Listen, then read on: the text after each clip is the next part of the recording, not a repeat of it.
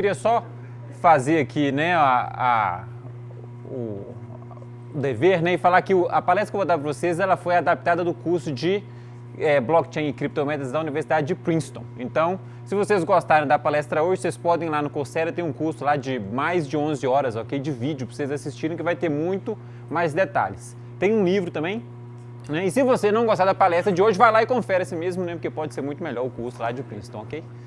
Beleza. Então, o que a gente vai ver hoje aqui, tá? Então, eu preparei essa palestra para cobrir os aspectos técnicos do Bitcoin, tá? Então, quem aqui não é da computação? Tem algumas pessoas que não são da computação, então vocês talvez vão ter um pouco de dificuldade, tá? De acompanhar, porque a gente vai entrar no, como é que fala? Debaixo do capô e ver como que o Bitcoin funciona, tá certo? Então, eu vou, né, discutir os problemas essenciais, as primitivas tecnológicas que a gente usa no Bitcoin e como que a gente põe essas primitivas tecnológicas, né, para funcionarem junto para resolver o problema, tá? E criar uma criptomoeda. E aí a gente vai usar aqui essas criptomoedas, né, tipo Bitcoin, como exemplo, né, de como que a gente monta um blockchain e coloca ele para funcionar. Na sexta-feira vai ter outra palestra sobre criptomoedas do professor Yehun e ele vai falar de toda a parte social e das implicações do Bitcoin, ok, para a sociedade moderna. Então, hoje a gente vai falar mais técnico e aí na sexta-feira o professor Yehun vai vir, aí ele vai falar mais 1h30, tá, 2 horas das implicações, né, do que a gente pode fazer com o Bitcoin indo para frente. Então, ok. Então, vamos começar agora e a primeira coisa que a gente vai fazer aqui vai ser um pouco técnico, tá? Nós vamos meio que colocar a base aqui do que a gente vai usar para fazer o blockchain mais para frente. A primeira coisa que eu vou falar para vocês são essas funções de hash, tá? Então, para quem não conhece como é que funciona a função de hash, é uma função, tipo uma função de computador que vai receber uma entrada de tamanho arbitrário, tá? Então, ela vai ler um arquivo, por exemplo, de qualquer tamanho, mastiga esse arquivo aí e solta para a gente um resultado, ok? Que em geral é um número, né? E aí o tamanho desse número vai depender da função de hash. Aqui a gente vai trabalhar com a função de hash que solta o número, tá? De resultado de 256 bits, que é o SHA-256. Então, talvez vocês já tenham escutado esse nome aí, SHA-256 é uma função de hash bastante comum, né, que a gente usa e ela é segura. Então, essas funções de hash, essa daí é a interface da função, ok? Ela processa um monte de dados e solta, né, um número para a gente vai querer que essa função tenha várias propriedades, tá? A primeira propriedade é que seja fácil da gente calcular essa função para que, né, uma pessoa que queira calcular essa função de hash não precise ter um supercomputador. Então, você tem o seu laptop aqui e você consegue, né, rodar essa função de hash, mais ou menos isso que a gente está querendo, no tempo razoável.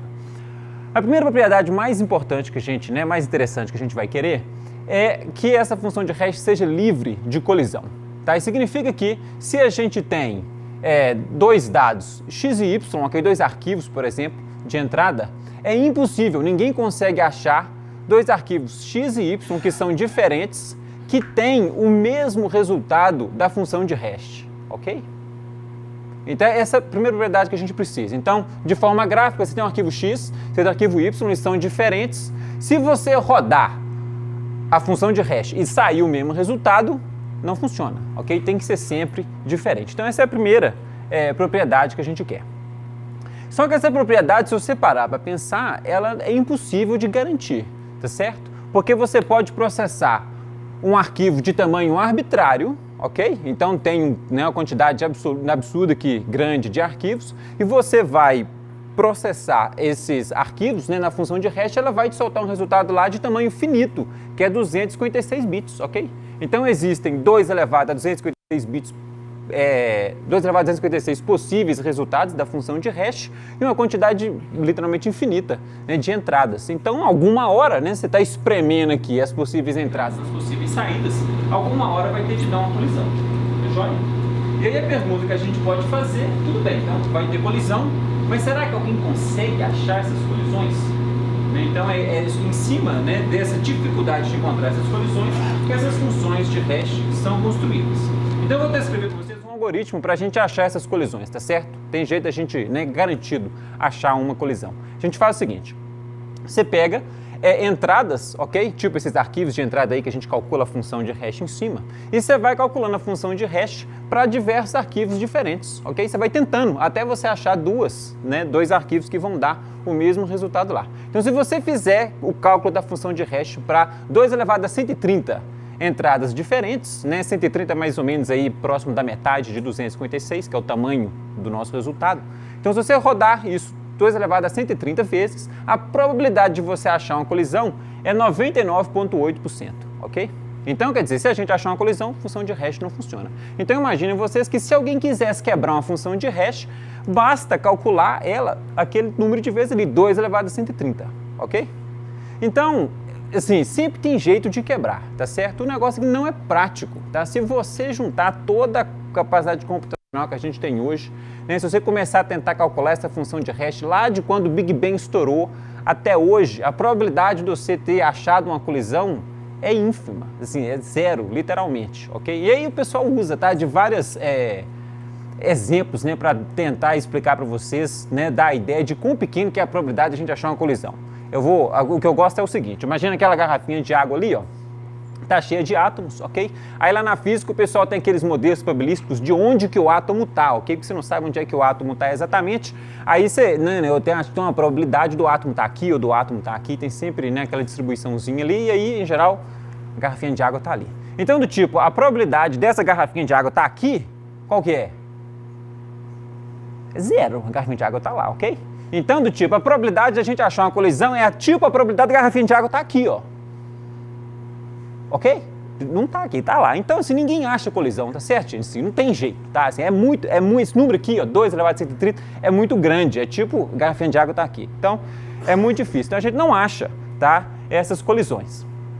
A não ser, claro, que a função de hash seja quebrada, tá certo? Se algum matemático for lá e detonar a função de hash, aí você faz o que quiser com ela, não funciona mais, tá? Mas se a função não for quebrada, como é o caso do SHA-256, então a probabilidade de alguém achar uma colisão é zero, não acha, tá?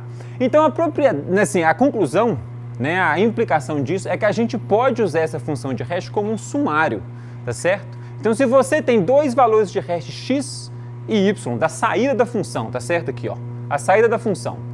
Se essa saída aqui for igual, então a entrada é igual também, ok? Porque o x ali, ó, e o y, tá? Ninguém consegue achar dois valores da função, esse h de x e esse h de y aqui, que são idênticos, ok? Então, uma aplicação disso daqui, vocês já devem ter usado, por exemplo, quando você baixa um programa da internet, um exe, de vez em quando costuma ter o hash na frente, ok? Do programa. Aí, se você quiser, o que você pode fazer? Você pode calcular o SHA-256 depois que você baixou o programa e conferir se deu igual com o que está lá no site, ok? Se deu igual com o que está lá no site, função de hash deu igual, significa que o arquivo é o mesmo. Se o arquivo é o mesmo, significa que ninguém colocou um vírus nele enquanto estava baixando, beleza? Então, para isso essa é uma das aplicações que a gente tem das funções de hash. A gente pode, né, testar se um arquivo é igual ao outro. E aí você não precisa guardar o conteúdo do arquivo inteiro. Imagina um CD de distribuição do Linux, 800 megas. Se você quiser comparar se é igual, você pode, né, comparar 800 megas. Ou você pode só calcular o hash e mandar o hash para outra pessoa. Aí ela roda o hash lá no CD e vê se o hash deu igual. Ok? Então essa é a primeira propriedade que a gente quer das funções de hash, livre de colisão. A segunda propriedade que a gente quer é que ela não seja invertível, tá certo? A gente não pode inverter a função de hash. Então, não vou entrar muito em detalhes, que não, essa propriedade é relativamente fácil de entender, que é o seguinte, o h de x aqui tem 256 bits, ok? Depois que a gente rodou a função de hash, saiu 256 bits. E esse x aqui é de tamanho arbitrário, tá? Imagina 800 megas. Então, você inverter aqui, recuperar 800 megas a partir de 256 bits, não tem lógica, tá certo? Então, né, a gente não consegue inverter essa função, relativamente fácil de ver. E a terceira propriedade que a gente vai precisar, a gente vai voltar nisso aqui lá na frente, tá? É que essas funções de hash sejam compatíveis com desafios computacionais, tá certo? Então, esse desafio computacional é um dos jogos, né, dos pedacinhos que tem lá dentro do Bitcoin, onde os dispositivos que estão na rede, eles ficam tentando achar aqui, ó, um certo valor de x, tal que, na hora que você calcula o hash em cima do x, esse valor está dentro desse conjunto C aqui, ok? Que é um conjunto C de hashes muito pequenos, tá joia? Então, imagine que tem aqui, tá? Isso aqui é a imagem da função que vai desde o valor 0 até o valor 2 elevado a 255 menos 1. E aí você quer achar um x tal que o valor, né, na hora que você calcula o hash ali, está dentro dessa região azul aqui, a gente chama de região alvo, tá joia? Então esse é o problema que você está tentando resolver. Você está tentando x1, x2, x3, x4, x5, até você achar um h de x que está dentro desse azul aqui, ó, tá? Então a probabilidade de você achar um valor de x que está dentro desse azul aqui é o tamanho desse azul dividido pelo esse tamanho inteiro aqui, beleza? Ok, então esse é o jogo, tá, que os nós do Bitcoin ficam jogando, e aí a propriedade que a gente quer é isso daqui, ó, que não tem estratégia, ok? Que para você utilizar, a não ser ficar tentando valores de x diferentes, ok? Não adianta você tentar roubar e, eu vou fazer esse truque aqui para mim achar aqui dentro. Não tem jeito, tá certo? Então o único jeito de você achar um x que cai aqui dentro é você tentar um tanto, né? Quanto mais rápido você conseguir tentar, mais rápido você vai achar um valor que está aqui dentro, né? O que o hash dele está aqui dentro, beleza? Então essa é a terceira propriedade que a gente precisa, ok? Então nós vamos voltar nisso daqui mais lá na frente, ok? Então essas funções de hash, já falei para vocês que a gente usa para fazer sumário, tá? E no Bitcoin a gente vai usar, tá, para fazer esses apontadores hash aqui. Então, para quem já programou em C, sabe o que é um ponteiro? Quem sabe o que é um ponteiro? Ok, todo mundo sabe o que é um ponteiro. O ponteiro aponta para uma estrutura de dados na memória. Joia, tá? Aí você consegue ir lá e recuperar aquela informação. O apontador hash é mais ou menos a mesma coisa. Ele aponta para uma região aqui, tá, para um dado. E além dele permitir você recuperar o dado, ele permite você verificar o conteúdo do dado, ok? Porque ele tem um hashzinho embutido no ponteiro. Então ele tem o ponteiro e o hash desse dado aqui, ó, ok?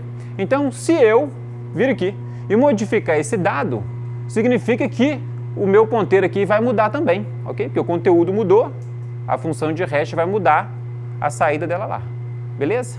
Então o apontador hash é como se fosse um apontador, ele permite a gente recuperar dado, mas ele permite também a gente verificar que a informação não foi adulterada, ok? Beleza. Então, uma das ideias principais, né, do Bitcoin é que nós vamos montar estruturas de dados com esses apontadores hash, tá?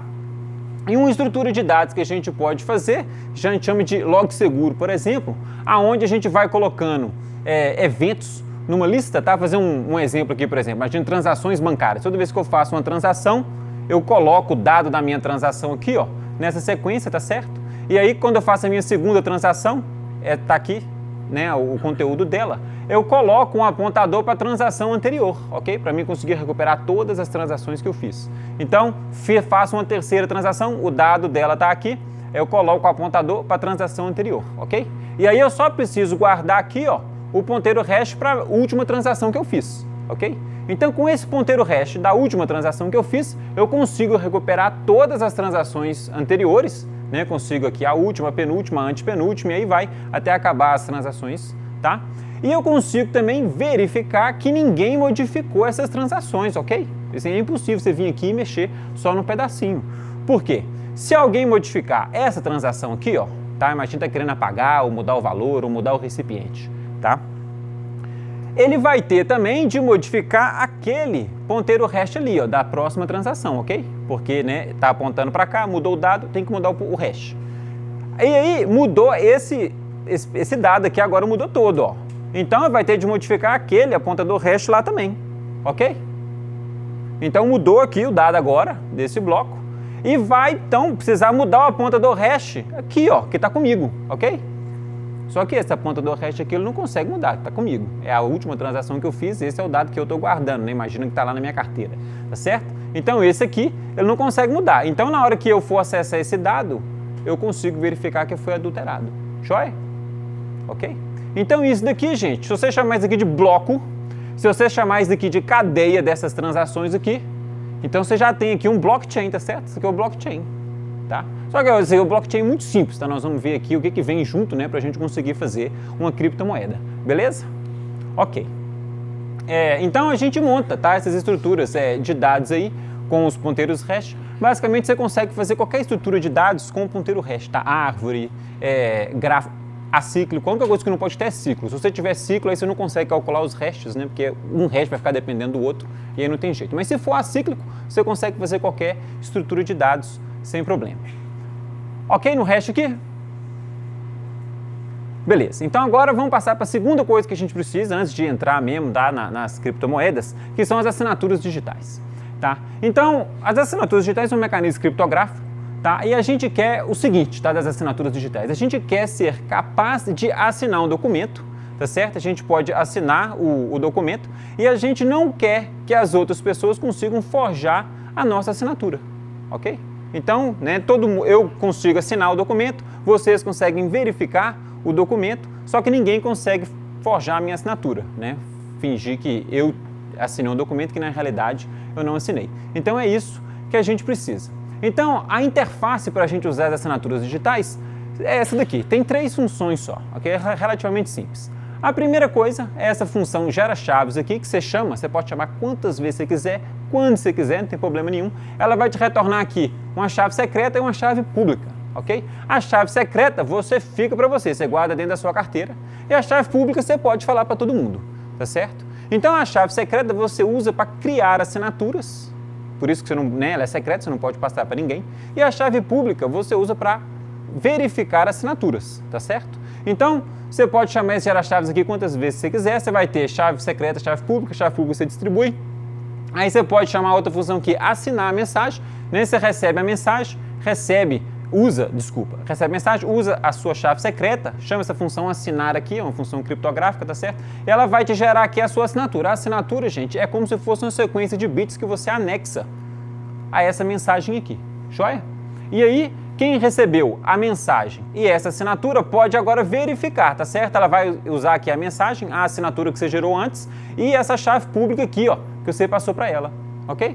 Então ela, né, roda essa função verificar aqui e vê se essa assinatura bate realmente, se fui eu que fiz, tá certo?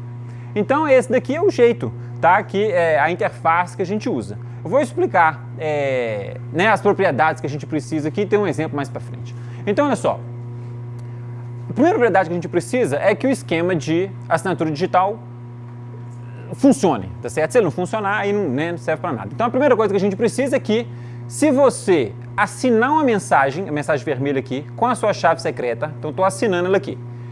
Depois que eu assino, eu pego a assinatura, tá certo? Então, se eu pegar a assinatura aqui, que eu acabei de assinar, e verificar com a minha chave pública, isso aqui tem que dar verdadeiro, ok? Assinei com a chave secreta, verifiquei que a chave pública bateu. Se não bateu, não está funcionando, tá? É como se tivesse um bug ou então a função criptográfica não funciona. E a segunda propriedade que a gente precisa é que seja impossível forjar assinaturas, tá joia? E aí, nesse negócio de forjar assinatura, lá na comunidade criptográfica tem toda uma série de regras que a gente tem de seguir. Eu vou tentar explicar aqui, tá, de forma mais fácil, com um exemplo, que tipo de propriedades, né, a gente precisa desse negócio de não é possível forjar a assinatura. Então, o processo no qual a gente testa, né, essa forja de assinaturas é o seguinte. A gente tem aqui o adversário, que é o indivíduo que vai tentar forjar a assinatura, tá certo? Ele não tem a chave secreta e vai forjar a assinatura. Esse indivíduo aqui é o que vai verificar se essa tentativa de forjar a assinatura deu certo ou não, ok? Então é esse aqui que é o jogo, tá? E aí, a gente vai fazer o seguinte, a gente vai gerar um par, chave secreta, chave privada, ok? Chamando que ela gera chaves lá. Aí a gente manda a chave secreta só pro Capitão Nascimento aqui, que é quem vai verificar se a assinatura foi forjada com sucesso. E a chave pública a gente manda pro Capitão Nascimento, ele nem vai precisar tanto, e a gente manda pro adversário, ok? Porque a chave pública, você fala com ela para todo mundo, então o adversário vai ter acesso à sua chave pública, beleza? Então tá lá, adversário com a chave pública, Capitão Nascimento aqui com a chave secreta, e agora a gente deixa o adversário observar várias mensagens assinadas, ok? Com a chave secreta. Mais do que isso, a gente deixa ele observar qualquer mensagem que ele queira, ok? Assinada com a chave secreta. Então, assim, o adversário fala assim, mensagem M0, me manda a assinatura que eu quero ver como é que é a assinatura aqui. Aí o Capitão Nascimento assina, ok? Com a chave secreta e manda a assinatura pro Coringa. Aí o Coringa olha a assinatura, olha a mensagem, né, matuta lá na cabeça dele. Ah não, agora então, assina a mensagem M1. Aí o Capitão Nascimento assina com a chave secreta, manda pro Coringa, ele olha as duas assinaturas, as duas mensagens, ele vai pensando ali, tentando quebrar, ok? O mecanismo criptográfico. A gente deixa ele fazer isso, né, quantidade de vezes suficientes, tá? E aí, na hora que o adversário está convencido, né, que ele já observou mensagens suficientes e que ele é capaz de forjar uma assinatura, ele manda a forja da assinatura. Manda aqui uma mensagem M, a assinatura que ele, né, supostamente conseguiu forjar, e aí o Capitão Nascimento agora vai verificar se forjou mesmo, beleza? Então, se essa assinatura aqui que o Coringa criou verificar, ok? Então, o Capitão Nascimento está verificando com a chave pública a mensagem M que o Coringa mandou e a assinatura que o Coringa mandou. Se isso aqui verificar verdadeiro, Coringa conseguiu forjar a assinatura, ok? É o que não pode acontecer. Se isso daqui der falso, é porque o Coringa não conseguiu forjar nada, beleza? Então é esse aqui que é o jogo, tá? Que a gente joga nessas assinaturas digitais. Quer dizer, o adversário ele tem acesso à chave pública, várias mensagens aqui que você assinou, e mesmo assim, a probabilidade dele forjar uma mensagem dessa daqui, né, forjar a assinatura, é negligível, tá certo? Então a probabilidade do atacante ganhar o jogo, né, do Coringa conseguir forjar a assinatura, é praticamente zero, tá certo? Então o Bitcoin usa esse mecanismo de assinaturas digitais também, ele usa o SDSA, tá, de curvas elípticas, talvez você já tenha ouvido falar, para fazer essas assinaturas digitais, beleza? E um dos usos dessas assinaturas digitais, aqui a gente vai ver outros lá, a gente vai falando do Bitcoin, é que ele permite você criar identidades virtuais, tá certo? Então você chama aquela função gera chaves, você tem a chave pública e a chave secreta, e aí toda vez que você chama essa função aqui, verificar mensagem com essa assinatura aqui e essa chave pública, toda vez que isso aqui dá verdadeiro, você pode interpretar como o seguinte, CP é a chave pública, ok? Quer dizer, a pessoa que tem aquela chave pública mandou essa mensagem aqui, ó, que você acabou de verificar, tá certo? Então é como se a chave pública fosse um porta-voz, tá certo? Da pessoa que tem a chave secreta. Então, para você criar uma assinatura, tá? Que essa função aqui verifica verdadeiro, você tem que ter a chave secreta, ok? Então, quando você tem, tá, a chave pública, chave secreta, você pode passar a sua chave pública para as outras pessoas e aí você pode, né, mandar mensagens assinadas aqui como se fosse, tipo, olha, eu afirmei isso, eu concordo com isso, beleza? E ninguém mais consegue, né, fazer isso porque ninguém consegue forjar a sua assinatura, beleza? Então você consegue meio que fazer, né, uma identidade virtual com essas assinaturas digitais aí, ok? Né, as identidades, elas não estão atreladas ao mundo real, tá? São dois números, uma chave pública e uma chave privada. Então, você pode gerar quantas você quiser. Então, você tem um monte de números que você pode passar para as outras pessoas. E esses números não estão diretamente atrelados à sua pessoa, ok? Então, você tem uma indireção aí, né, entre você, pessoa, e as identidades virtuais que você está usando, né? Dá uma separação. Ok, eu vou voltar a falar de privacidade mais para frente, ok? Então, beleza, gente. Então, nós falamos de apontadores hash, para a gente fazer as estruturas de dados com os apontadores hash, e a gente falou de assinatura digital. Então, agora nós vamos começar a falar das criptomoedas, como que a gente começa a colocar isso tudo junto, tá? Para fazer, né, uma criptomoeda tipo o Bitcoin. E nós vamos começar com o Goofy Coin. Goofy, em inglês, é o pateta, tá certo? Então, o Goofy, gente, é uma criptomoeda simples, tá certo? Que tem regras simples também. A primeira regra do Goofy Coin é que o Goofy pode criar novas moedas, tá certo? Ele pode criar novas moedas porque é a regra do Goofy Coin que foi ele que fez, tá certo? Então, para criar uma nova moeda, o Goofy vai gerar uma transação, que é isso daqui, tá certo? A transação tem duas partes. A transação, ela tem aqui o identificador da nova moeda que o Goofy está criando, ok? E a transação tem aqui uma assinatura digital para a gente conseguir comprovar que foi o Goofy que assinou a mensagem, ok? Que foi o Goofy mesmo que está criando essa moeda aqui, joia? Então o Goofy cria a moeda, assina essa transação aqui com a assinatura, né, o mecanismo de assinatura digital. Então agora todo mundo pode vir aqui e verificar que essa é uma moeda válida que o Goofy criou, beleza? Então essa é uma transação que a gente tem no Goofy Coin. A outra transação que a gente tem no Goofy Coin é a transferência de moedas, tá certo? Quem é dono de uma moeda pode passar essa moeda para outra pessoa. Então o Goofy aqui, ó, ele pode mandar uma transação que é pagar, tá, para Alice, e aqui, ó, ele está identificando a Alice com a chave pública dela, tá certo? Né? Então ele está pagando aqui para a chave pública da Alice para todo mundo saber que a pessoa que é dona dessa chave pública aqui é que vai ser dona da moeda, tá certo? Então vai pagar para Alice. Aí tem um apontador hash aqui, ó, para a transação aonde o Goofy criou a moeda que ele está transferindo, beleza? E aí o Goofy tem que assinar essa transação aqui para todo mundo saber que essa é uma transação válida, que o Goofy realmente mandou a moeda para Alice, joia? E a moeda que o Goofy está mandando para Alice é essa daqui, que está apontada pelo apontador hash que está na transação também, ok? Então, essas aqui são as duas regras que a gente tem no Goofy Coin. O Goofy pode criar moedas e quem é dono de uma moeda pode passar a moeda para outra pessoa, tá certo? Então a gente pode vir a Alice, por exemplo, agora, ela é dona dessa moeda aqui, ela pode passar a moeda dela para o Bob, ó, ok? Então vai pagar a moeda para o Bob. Qual a moeda que ela está pagando para o Bob? Tem que ser uma moeda da Alice, tá certo? E tá aqui, apontador hash para a moeda que o Goofy passou para a Alice, tá joia? Então todo mundo pode verificar, né, que essa moeda que a Alice está mandando para o Bob era da Alice, que ela era antes do Goofy, tá certo? É uma moeda válida, né? Tem toda a cadeia ali de transferências daquela moeda, todo mundo pode verificar. E aí a Alice tem que assinar essa moeda aqui, essa transação, desculpa, tá? Então a Alice assina a transação, todo mundo pode verificar que a Alice está realmente mandando a moeda para o Bob, beleza? Então esse é o Goofy Coin. Você falou que a gente pode chamar a função lá gera chaves quantas a gente quiser. Certo.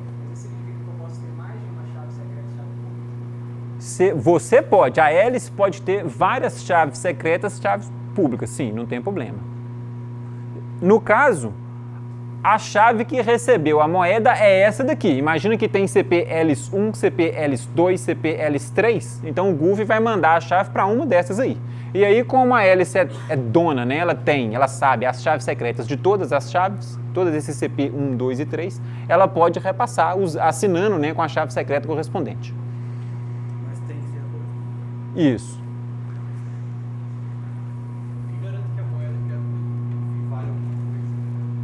Que garante que a moeda criada pelo Goofy vale alguma coisa? Ó, gente, no Goofy Coin, tá? O Goofy que garante, o Goofy Coin foi ele que fez, tá certo? Então a moeda vale porque ele falou, ué, tá certo? Nós vamos voltar nisso mais pra frente. É isso, tá? Ok? Você trabalha só com valores inteiros ou fracionados? Trabalha, aqui não entrei nesse mérito ainda, né? No Bitcoin é fracionado.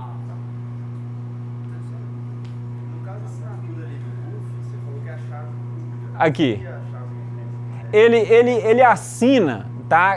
Para gerar a assinatura, ele usa a chave secreta, tá certo? Mas o que a gente do lado de fora vê é que foi assinado por alguém que tem a chave secreta correspondente a essa chave pública aqui. Então, para a gente verificar que a assinatura do Goofy tá certa, a gente usa a chave pública dele. Ok? Imagina, você foi lá no site, né? Essa daqui é a chave pública do Goofy. Aí você vem aqui e verifica essa assinatura. Por isso que eu coloquei CP aqui, mas para gerar mesmo a assinatura, aí ele usa a chave secreta correspondente a essa chave pública aqui.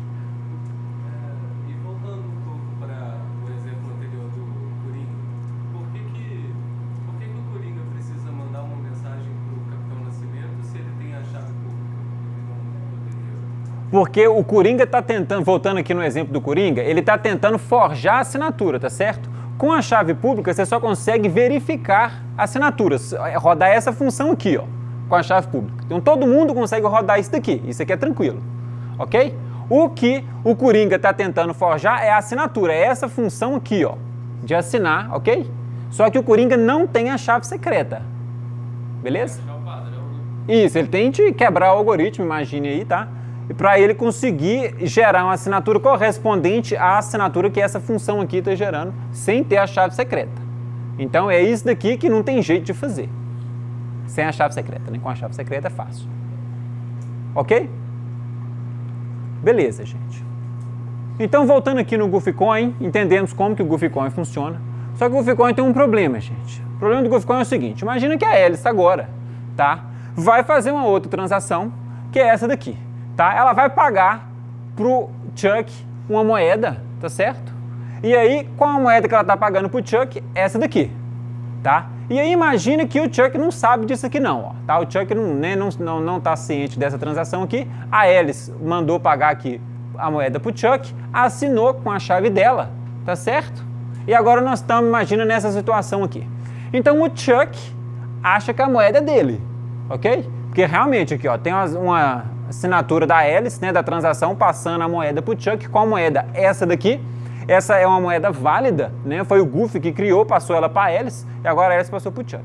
E o Bob está na mesma situação, ok? O Bob tem uma transação da Alice, passando a moeda para ele. Qual moeda? Essa mesma moeda aqui que o Goofy criou, que era da Alice, tá certo? Então agora tem o Bob e o Chuck querendo usar essa moeda, só que só tem uma, ok? Ok? Tá faltando regra aqui, tá? Isso daqui, gente, é o problema do gasto duplo, tá? Imagina que você tem uma nota de R$100 e usa ela 2 vezes. tá certo? Não pode, tá certo? Então isso daqui não pode, o Goofycoin não funciona, tá? Ele tem um problema de segurança porque ele permite o gasto duplo, ok? Então nós vamos agora colocar mais umas regras aqui para consertar esse problema, tudo bem? Então nós vamos ver agora o Scrooge-Coin, o Scrooge do inglês é o tio Patinhas, tá certo? Então o Scrooge-Coin tem várias similaridades, tá? Com o Goofycoin, só que ele tem mais detalhes, tá? Então no Scrooge-Coin a gente vai ter o histórico de todas as transações que já foram realizadas, ok? Isso vai ser público, todo mundo pode ir lá e verificar quais transações foram realizadas, tá? E o Scrooge é que vai, como é que fala? Assinar essa sequência aí de transações, tá certo? O Scrooge ele vira e fala assim, olha, essa daqui foram as transações que ocorreram com o Scrooge-Coin, né? E aí você tem a sequência completa, tá joia? Então a gente vai colocar as transações, tá? Num blockchain aqui. Então a gente tem aqui a transação 71, por exemplo, que aponta para a transação 70, que não está desenhada aqui. A transação 72 tem um apontador hash que aponta para a transação 71. A transação 73 aponta para 72 e aí vai, tá certo? E aí o Scrooge ele publica aquele hash ali, ó, que é o hash do tipo, né? Essa aqui são as transações que foram realizadas com o Scrooge-Coin, beleza? Então todo mundo pode vir aqui e verificar quais foram as transações que foram realizadas. Então se a Alice, por exemplo, ou qualquer entidade maliciosa tentar utilizar uma moeda duas vezes, na hora que ela tentar usar a moeda pela segunda vez, todo mundo pode vir aqui, qualquer pessoa, tá? E verificar que essa moeda já foi gasta antes, ok? E aí vai pegar a Alice no pulo, pô. Não deixa ela gastar a moeda duas vezes, tá certo? Em particular, se a Alice tentar gastar a moeda duas vezes, o Scrooge não vai aceitar a transação e não vai homologar ela aqui nessa sequência, ok? E aí ela, né, a Alice não vai conseguir fazer gasto da moeda duas vezes, joia?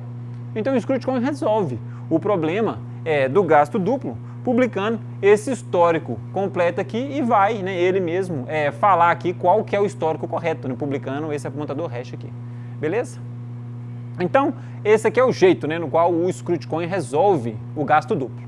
No Scrooge-Coin a gente tem, né, usando o blockchain, que eu já expliquei lá no outro slide. No Scrooge-Coin a gente tem dois tipos de transação e aqui já vou explicar do jeitinho bem parecido que é lá no Bitcoin, tá certo? A primeira transação que a gente tem é uma transação de criar moedas, tá certo? Tem um tipo dela aqui, criar moedas. Tem o identificador, por exemplo, transação número 73, e aí ela tem aqui os dados das moedas que estão sendo criadas. Tá certo? Cada moeda que é criada tem aqui um número de sequência, tá? Junto daquele identificador ali da transação. Então tem a moeda 0 dessa transação 73, ela vai ter um valor em Scrooge-Coins, tá certo? E vai ter aqui o recipiente, ó, que é a chave pública de quem está recebendo essa moeda, tá joia? Então o Scrooge, na hora que ele cria novas moedas, ele, né, faz aqui uma sequência de moedas, dá valor para cada uma delas e fala de quem que as moedas são, ok? As moedas são válidas porque o Scrooge falou que pô. Ele, né, colocou lá e aí pronto, transação válida, beleza? Essa é uma das transações que a gente tem. E a outra transação que a gente tem é transferir moedas, tá? É passar, né, moeda para outra. Então é um outro tipo de transação, né? Tem que pagar moedas, tem um número, tá? E aí a transação pagar moedas, ela especifica aqui, ó, quais são as moedas que são de entrada, né? Que estão entrando nessa transação, tá? E quais são as moedas que estão sendo criadas na saída, ok? Então no Bitcoin, né, e no Scrooge-Coin aqui, toda transação ela consome algumas Bitcoins, essas Bitcoins somem, elas deixam de existir e cria novas Bitcoins, ok? De igual valor, beleza? Então, come os Bitcoins aqui, solta os Bitcoins do lado de cá e aí a gente vai. Pode trocar de dono, ok? Que esses recipientes aqui, ó, das novas moedas que a gente está criando, pode mudar de dono. Ok? Então é assim que funciona no Bitcoin. Você consome algumas moedas, né, e cria novas. E aí, nesse processo, você pode repassar as novas moedas para outras chaves públicas. Ok?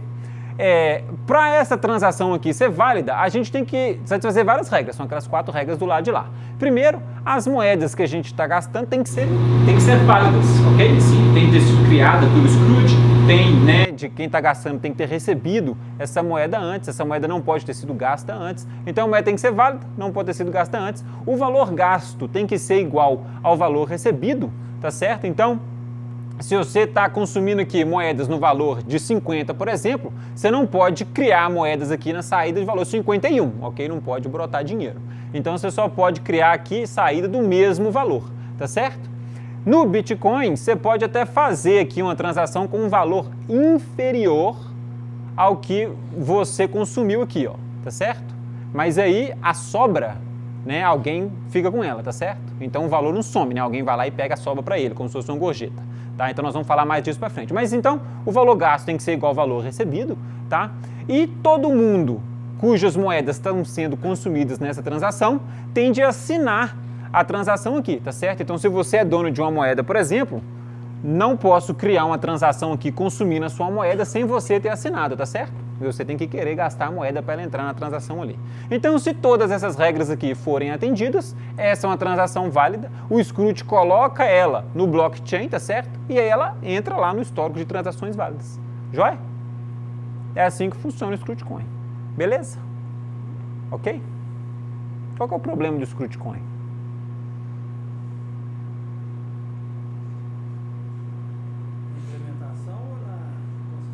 Na concepção do Scrooge Coin, então um problema básico. O problema do Scrooge Coin, gente, é que tem um Scrooge lá no meio, ok? Que fala quais são as transações válidas e que cria moeda. Então ele... Mas o Bitcoin resolve, tá? Nós vamos chegar lá. Então, o problema do Scrooge Coin é isso, você tem que confiar nele, tá certo? Se você não confiar no Scrooge Coin, aí não funciona essa solução aqui, ok? Então, nós vamos gastar o resto aqui da palestra falando é como que no Bitcoin a gente resolve esse problema da centralização, ok? De ter se você tiver um órgão central, tipo um banco, para falar quais são as transações válidas, fica relativamente fácil. Na hora que você quer fazer descentralizado, sem ter um órgão central para falar quais são as transações válidas, aí fica muito mais difícil e é aí que o Bitcoin entra, tá certo? Então agora a gente vai continuar colocando aqui os bloquinhos juntos, tá? Nesse processo de descentralização, a gente vai discutir essas 3 perguntas principais aqui, tá certo? A primeira pergunta que vocês podem fazer é quem que mantém o histórico, ok, dessas transações? Quem que mantém o blockchain? Quem que fala qual que é o blockchain válido, ok? Então, nós vamos ver isso. Quem tem autoridade sobre quais transações são válidas, né? Então, se alguém quiser fazer uma transação inválida e colocar ela lá no blockchain, quem é que tem autoridade sobre isso daí? E quem que cria novos bitcoins, ok? Quem que cria novas moedas? Então, nós vamos ver essas 3 aqui, como que o Bitcoin resolve esses problemas, tá certo? Então, esse problema aqui, gente, assim, se você, né, pegar lá do ponto de vista mais teórico, é um problema de consenso distribuído, tá certo? Então, o consenso distribuído, tá, ele é um problema clássico. A solução, né, do problema distribuído tem que ter essas 3 propriedades aqui. Se você tiver um algoritmo para fazer consenso distribuído, ele tem de terminar de executar, ok? Para não ficar rodando eternamente, senão não resolve nada. Então, ele tem que terminar. Os nós corretos, né, que estão participando do algoritmo de consenso distribuído, têm de entrar em consenso, quer dizer, eles têm de decidir um único valor que é igual para todo mundo, ok? E esse valor que foi escolhido tem que ser um valor proposto por um nó correto, ok? Então esse é o problema, tá, que o Bitcoin resolve, é o problema do consenso distribuído. Vamos ver aqui, né, um exemplo do que exatamente que os nós do Bitcoin estão tentando entrar em consenso, tá? Então quando a Alice quer fazer uma transação no Bitcoin, por exemplo, transferir uma moeda para o Bob, tá? Ela vai mandar uma transação desse jeito aqui, ok? Transferindo uma moeda H, que ela é dona, para o Bob, vai assinar com a chave secreta dela e vai disseminar isso para uma rede P2P, ok? Tipo o antigo Kazaa, ok? BitTorrent, né? Vai disseminar essa transação nessa rede P2P aqui e aí todo mundo, né, que recebeu essa transação aqui vai começar a colocar essa transação no blockchain, ok? Vai passar a ser uma transação válida, essa transação aqui que a Alice fez, ok? Então o problema do consenso, tá? Que esses nós aqui do Bitcoin estão tentando resolver é esse daqui, ó. Eles estão querendo entrar em consenso sobre quais são as transações válidas e em qual ordem elas ocorreram, ok? Se você resolver isso, você resolve o problema do gasto duplo, tá? E aí você permite as pessoas gastarem as moedas que elas são donas. Joia? Então é esse aqui que é o problema, tá? De consenso que os nós do Bitcoin estão tentando resolver. Então vamos ver aqui um exemplo, tá? De como que a gente poderia fazer consenso distribuído no Bitcoin. Então a qualquer instante, todos os nós têm uma sequência de blocos aqui, ó, tá? De transações, tipo que blockchain lá do Scrooge Coin, sobre os quais eles já entraram em consenso. Então imagina que está funcionando, tá? O Bitcoin, já tem então o histórico de transações anteriores que a gente já entrou em consenso. Isso daí está tranquilo, né? Já está lá. Agora o que a gente quer fazer então é fazer, né? Cada nó tem esse conjunto aqui de transações que estão pendentes, que a gente ainda tem de colocar no blockchain, tá certo? Tipo essa transação aqui que a Alice mandou para todo mundo, tá lá essa lista de transações pendentes que a gente tem que colocar no blockchain, tá? E aí o objetivo que a gente quer agora é entrar em consenso sobre quais são as transações pendentes válidas e em qual ordem, né, que elas foram realizadas. Joia?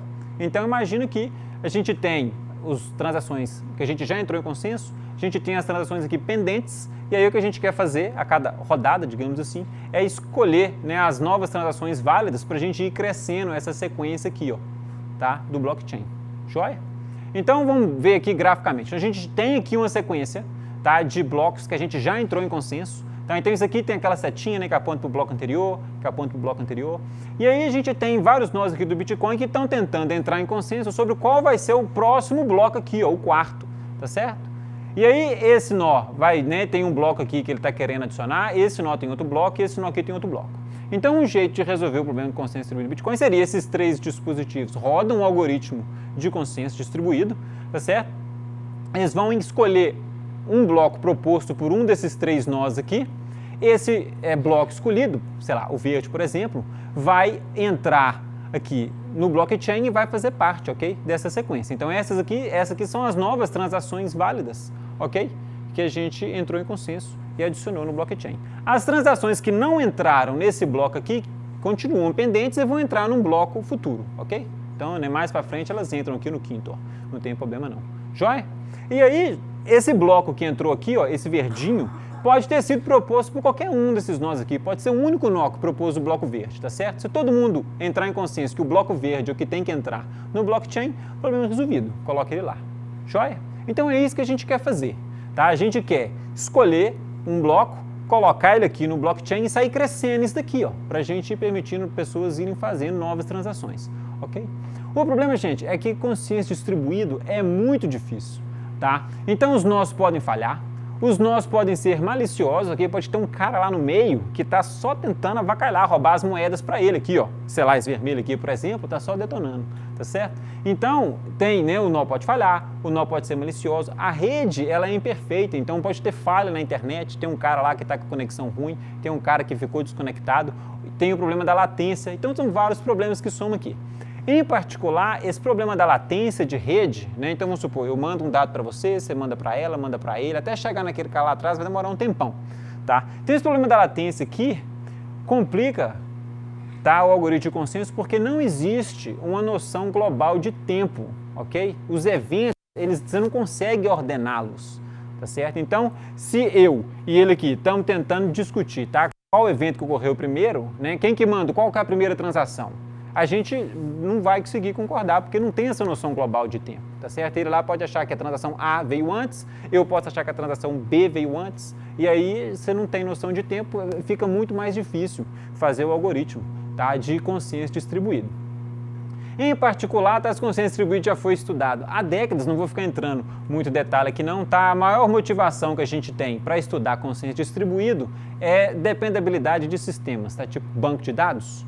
Então, depois que você manda lá um post no Twitter, por exemplo, você não quer que o seu post mude o que está escrito, né? Tem que ficar consistente. Então, né, esse é um dos maiores motivadores para a pesquisa em consenso distribuído. E o resultado clássico, gente, encurtando a história aqui, é o seguinte: o consenso distribuído é impossível em vários cenários, tá certo? Então, o pessoal desistiu do tipo, ó, nesse cenário aqui, gente, ó, é impossível, não tem jeito. E aí eles ficam tentando soluções alternativas, tá certo? Então, o Bitcoin resolve esse problema aqui do consenso, tá? Que em alguns cenários é inclusive impossível. Jó? Então essa é a maior contribuição, no meu ponto de vista, do Bitcoin a resolver o consenso distribuído. Vamos lá. Essa questão da noção de tempo global tem a ver com a questão da noção física de tempo também? É o tempo do mundo real, isso. Você imagina que cada dispositivo, quando ele vê uma mensagem, ele pode colocar como se fosse um marcador de tempo nela, um timestamp, tá certo? Então eu recebi essa mensagem no tempo X. Aí ele pode fazer a mesma coisa, tempo Y, ele viu a mesma mensagem. Na hora que você compara o X com o Y, você não sabe exatamente o que veio antes, entendeu?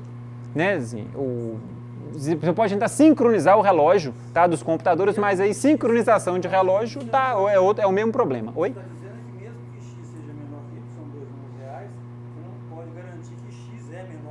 Isso, que aconteceu antes. Ok? Então você não tem essa noção de global de tempo e aí você não consegue ordenar os eventos. Aí fica difícil, né, você fazer consenso. Só avisa que quem pediu o certificado está aqui. Gente, quem pediu o certificado, na hora que estiver saindo, vai estar ali fora ali. Ok, então o Bitcoin resolve por consenso distribuído, que eu falei, alguns cenários é impossível. Então ele faz algumas coisas diferentes, tá certo?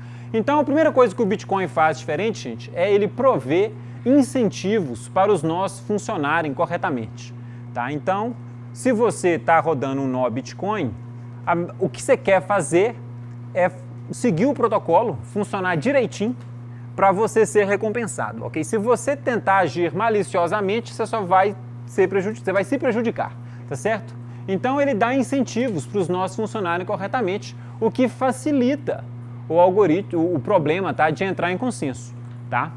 E isso só é possível porque o Bitcoin consegue dar incentivos monetários em grana para os nós trabalharem, como é que fala?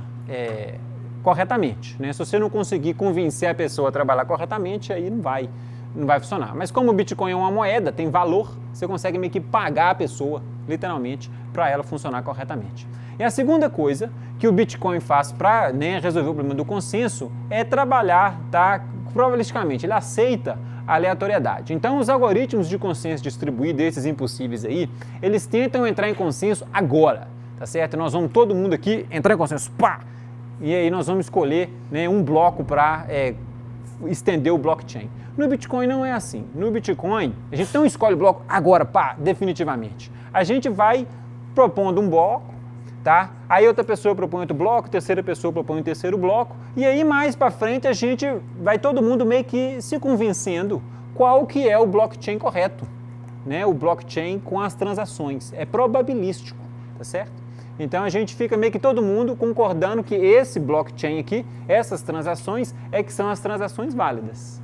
Ok? Então nós vamos fazendo assim, probabilisticamente, não é instantâneo, tá? E demora um certo tempo. No caso do Bitcoin, né, você imagina aí, o consenso é da ordem de horas, tá? Então você, né, demora um pouquinho para criar, estender o blockchain e ir criando as transações. Ok? Mas isso é na questão na hora que você faz, por exemplo, ali se pagou, ou então faz uma transferência, o bloco vai. Isso, aí.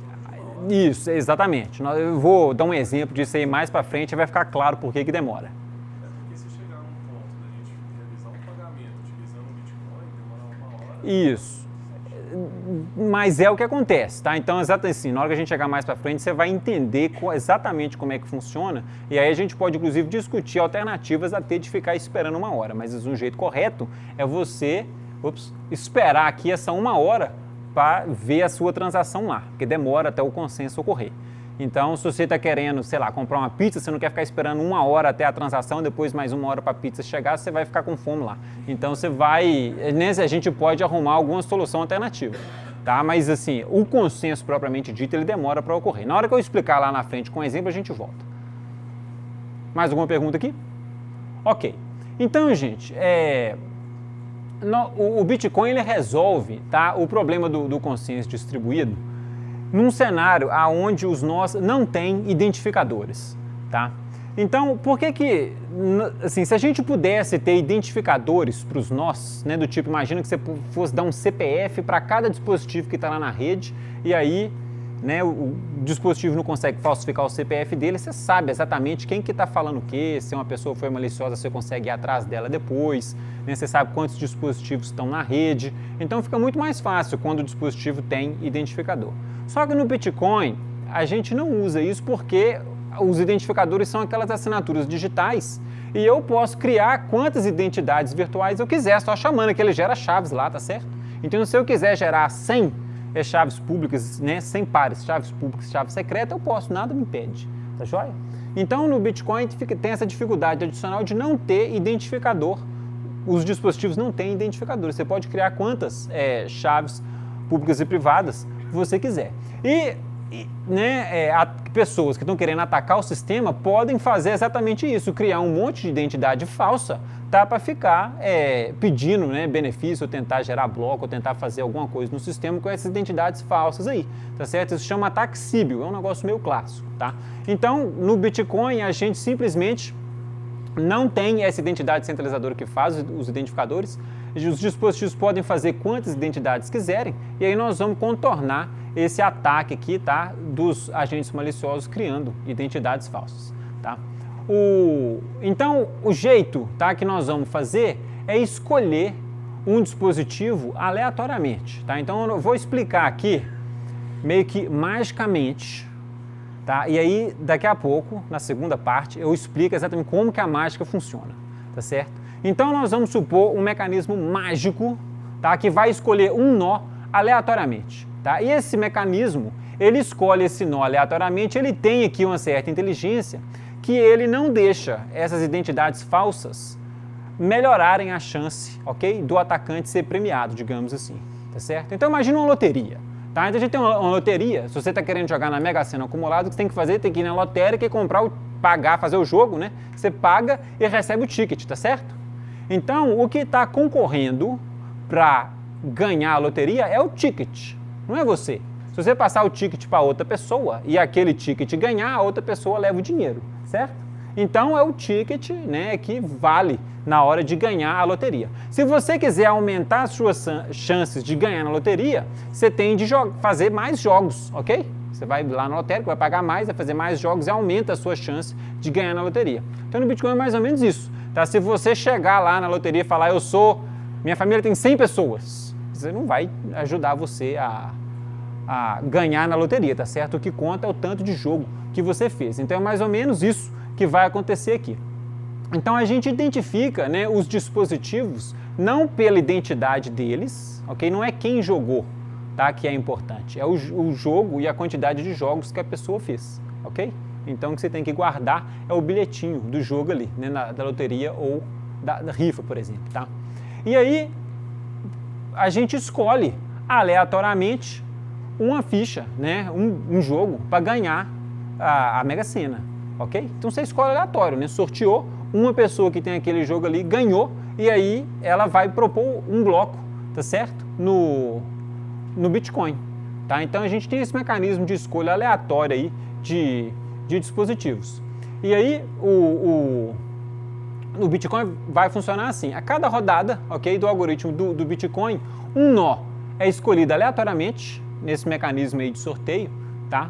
Ele vai propor o próximo bloco na blockchain, então não tem consenso, não roda nenhum algoritmo de consenso. Tem um dispositivo que ganha o sorteio e ele propõe o bloco que ele quer, unilateralmente, tá certo? Ele manda o bloco e, né, esse bloco vai concorrer para entrar no blockchain, na sequência. Então o nó propõe o bloco unilateralmente, né, depois que ele ganhou o sorteio, e aí os outros nós, é aqui que entra o consenso implícito, eles vão decidir aceitar ou rejeitar o bloco que foi proposto, ok?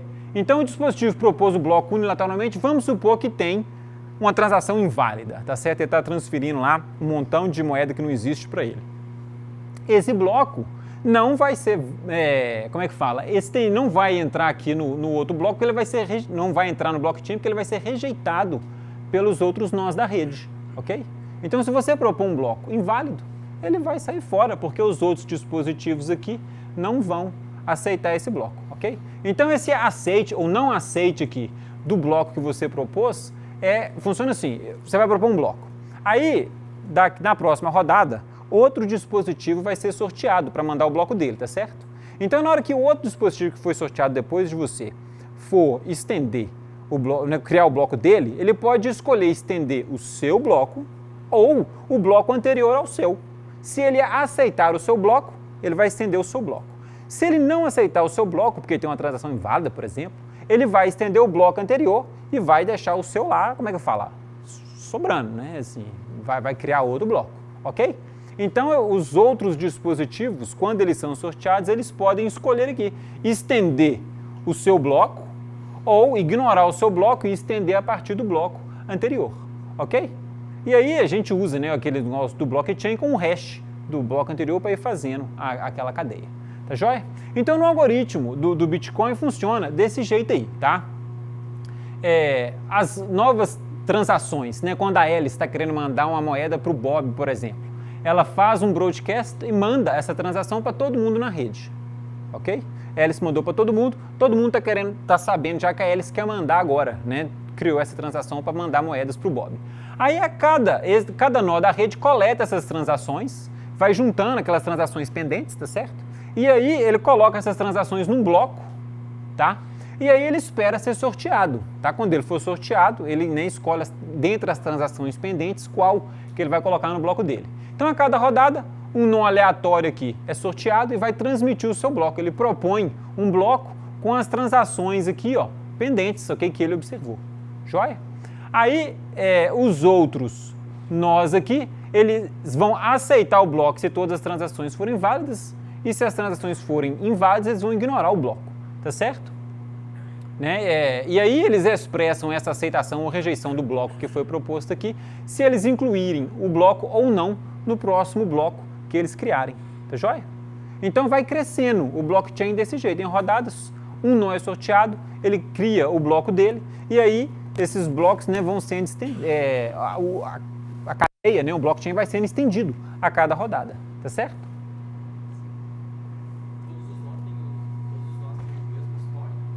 Todos os nós têm o mesmo histórico, né? A sequência do blockchain ela é pública. Então, se você instalar um cliente Bitcoin, por exemplo, ele vai baixar a sequência, pode baixar a sequência inteira e deixar ela lá no seu computador. Hoje está mais de 120 gigas, né? Essa sequência toda aí. Ok? Vamos ver um exemplo então, gente. Então aqui, ó, vamos ver, né, como esse aqui é o algoritmo de consciência simplificado do Bitcoin. A gente pode tentar ficar raciocinando aqui como que isso daqui garante a segurança, mas é mais fácil a gente fazer o serviço contrário, que é o seguinte: vamos tentar então burlar o algoritmo, tá, de consciência do Bitcoin e vamos ver o que um dispositivo malicioso pode fazer, tá? Tipo a Alice, tá? Então, o Bitcoin está executando aqui, tem o blockchain já, tá certo? Então esse bloco aqui está apontando para o bloco anterior, né, com aquele apontador de hash. Esse bloco aqui aponta para o anterior, que aponta para o anterior até o primeiro bloco. E aí a Alice, tá certo? Ela pode tentar fazer uma transação maliciosa, tá? Na hora que ela é sorteada, por exemplo. Imagina que é a vez da Alice propor um bloco, tá? E aí a gente pode considerar o que a Alice pode tentar fazer. Então a primeira pergunta que eu tenho aqui para vocês é o seguinte: a Alice pode roubar as bitcoins do Bob? Para isso ela tem que forjar uma transação do Bob passando moeda para ela. Isso. Então não tem jeito, ok? Porque a Alice não consegue forjar a assinatura do Bob, porque ela não tem a chave secreta dele, beleza? Então a Alice, mesmo se ela for sorteada para propor um bloco, não consegue roubar a moeda de ninguém, ok? Porque a minha moeda só consegue transferir para outra pessoa com a minha chave secreta. Então, se eu não tiver passado a minha chave secreta para ninguém, só eu que consigo transferir, beleza? Então, a Alice não consegue roubar moedas do Bob, né? De ninguém, tá? O outro ataque, então, que a gente pode considerar é o seguinte: a Alice pode negar serviço para o Bob. Imagina que a Alice odeia o Bob, tá certo? Não gosta do Bob de jeito nenhum, e agora ela foi sorteada para propor um bloco. Então ela pode fazer o seguinte: todas as transações do Bob eu não vou colocar no meu bloco, tá? Não põe, deixa as transações do Bob fora e manda o bloco. Bom, ela pode fazer isso, tá? Ok, isso aí ela consegue fazer. Só que isso é só uma inconveniência para o Bob, tá certo? Porque o próximo nó honesto que for propor o outro bloco depois da Alice aqui, vai incluir as transações do Bob e aí pronto, não tem problema para o Bob também não, tá certo? Vai ter que esperar um pouquinho a mais só porque a Alice avacalhou com ele, mas não tem problema. Joia? Então isso daí também não tem problema, pode falar. Se ela tiver colocado o bloco inválido e tiverem transações válidas dentro do bloco dela, o que acontece com as transações válidas depois que o bloco é rejeitado? Certo, se o bloco for rejeitado, as transações válidas que estavam naquele bloco continuam pendentes. E aí o próximo nó honesto pode incluí-las normalmente dentro do próximo bloco que ele propor. Ok? Beleza? Então, gente, a única coisa que sobrou aqui é o gasto duplo, ok? Então, vamos voltar no gasto duplo agora e vamos ver, né, se a Alice consegue fazer um gasto duplo, tá certo? Então, o exemplo que nós vamos considerar aqui do gasto duplo, gente, é o seguinte: a Alice está querendo comprar, vamos supor, uma pizza, tá certo? Online, vai pagar a pizza com Bitcoin, tá joia? Ele vai comprar a pizza na pizzaria do Bob, tá? Então a Alice, para pagar o Bob, ela vai mandar uma transação que parece desse jeito aqui, tá certo? Assinada pela Alice, vai pagar para o Bob, e aí vai ter o ponteiro hash aqui para um Bitcoin da Alice, tá certo? Que tá aqui, né, num outro bloco anterior, tá? Alguém pagou essa Bitcoin para a Alice, agora a Alice está pagando, tá? Para o Bob, tá joia? Então isso aqui é uma transação legítima, a Alice, né, mandou, entrou aqui no blockchain, ó, tá? Então tá aqui nesse bloco aqui, a transação que a Alice mandou, beleza? Então até agora tudo bem, tá? A Alice comprou a pizza. Aí, imagine que depois disso daqui, foi sorteado a Alice para propor o próximo bloco, ok? Então nós estamos ajudando a Alice aqui, gente. Então agora é a vez da Alice propor o bloco, tá certo? E aí a Alice vai tentar fazer o ataque de gasto duplo, ok? Então o ataque de gasto duplo vai funcionar mais ou menos assim. A Alice pagou a moeda para o Bob, ok? Tá aqui. Na hora que é a vez dela propor o bloco agora, tá certo? Ela vai propor um outro bloco, vai ignorar aquele bloco ali em cima, ok? Porque se ela não ignorar esse bloco aqui, ela já vai ter gasto a moeda. E aí todo mundo vai ver, não adianta. Então ela tem que criar outro bloco que não inclui aquela transação ali, ó, de verde. Está criando um outro bloco que inclui uma transação diferente. É uma transação aqui, tá? Da Alice pagando para a linha aqui, ó, que é uma outra chave pública da Alice também, tá certo? Imagino que a Alice tem duas chaves públicas, então tá pagando aqui a moeda para outra conta dela, tá? A linha ali. Essa transação parece desse jeito aqui, ó, é uma transação assinada pela Alice, tá? Tá pagando para essa conta Alice linha aqui e tem uma ponta do hash para a moeda que está sendo paga, tá certo? E no caso é a mesma moeda que ela está pagando para o Bob naquela transação lá, ó, ok? Então isso aqui é a tentativa de gasto duplo da Alice agora no Bitcoin. Mas isso poderia existir em primeiro lugar? Pode, isso aqui pode existir, isso aqui é um estado válido da rede, ok? Então a gente estava em consenso até esse ponto aqui, aí alguém, um não honesto, veio, propôs esse bloco, ok? Aí a Alice veio maliciosa, tá?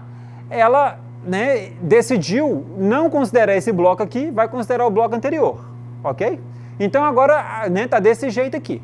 E aí, gente, lá no Bitcoin, os nós, eles fazem o seguinte, eles estendem sempre, né, a cadeia mais longa, tá certo? Estendem sempre a cadeia mais longa. Mas nesse caso aqui, não tem cadeia mais longa, tá do mesmo comprimento, certo? E aí, como é que faz, tá? Então aqui fica difícil se decidir qual que a gente vai estender, tá certo? Nós, seres humanos, conseguimos fazer um julgamento moral, tá? Que essa transação aqui é a certa e essa transação aqui é a errada, tá joia? Né? Porque é a tentativa de gasto duplo. Mas o computador não consegue fazer essa conta, tá? Para o computador são duas transações idênticas, né? Assim, válidas, e aí ele não sabe qual que é, né, a legítima e qual que é a tentativa de fazer gasto duplo, joia? Né? E elas podem ter chegado aqui, como não tem ordenação dos eventos, né? Um nó pode ver essa daqui, ó, essa transação antes da outra, e aí, né, tem esse problema aí, tá certo? Então os dispositivos, eles escolhem sempre estender, né, o blockchain mais longo, só que aqui não tem nenhum que é mais longo do que outro, então a gente, né, imagina que o dispositivo vai escolher aleatoriamente, tá certo? Né?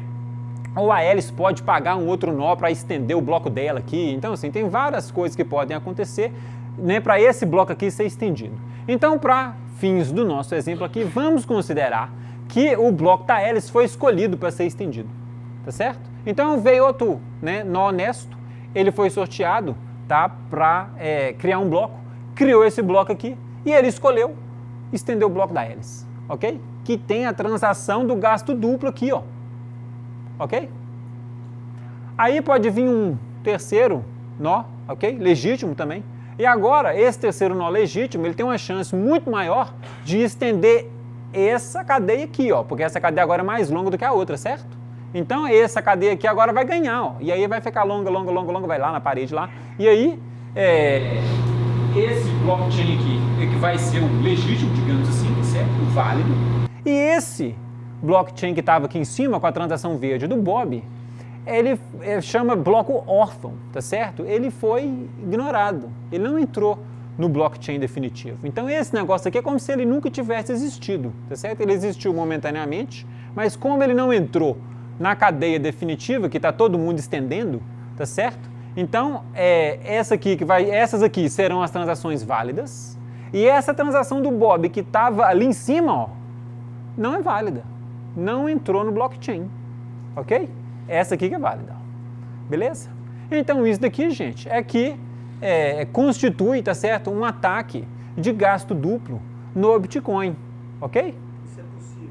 É possível. Isso aqui é possível. Tá certo? Não, porque seria só o Bob não concretizar o serviço para isso e não confirmar a transação dele. Certo, então deixa eu passar para o próximo slide e aí a gente vai voltar nele ali, tá? Então, calma lá. Então aqui, gente, vamos ver agora do ponto de vista do Bob, tá certo? Como é que funciona quem está vendendo alguma coisa usando o Bitcoin.